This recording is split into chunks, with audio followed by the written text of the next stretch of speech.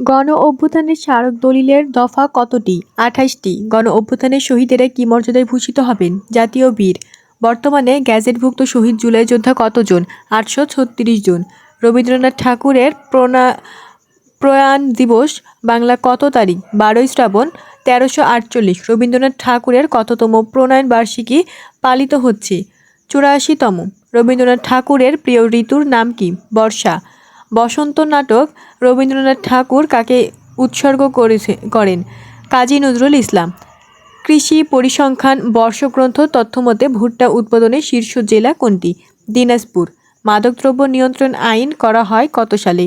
২০১৮ সালে। সাঁওতালি ভাষা বাংলাদেশের কোন অঞ্চলের ব্যবহৃত ভাষা? রাজশাহী।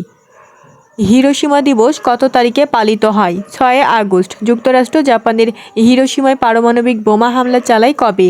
৬ আগস্ট ১৯৪৫। ১৯৪৫ সালে ৬ আগস্ট হিরোশিমায় নিক্ষিপ্ত বোমার নাম কি? লিটল বয়।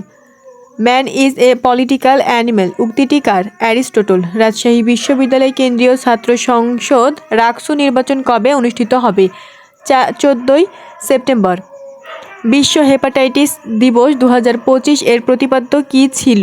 চলুন সহজভাবে বুঝি। বাংলাদেশের জিডিপিতে সেবা খাতের অবদান কত শতাংশ? ৫৪%। বর্তমানে জার্নালভুক্ত জিআই পণ্য কতটি?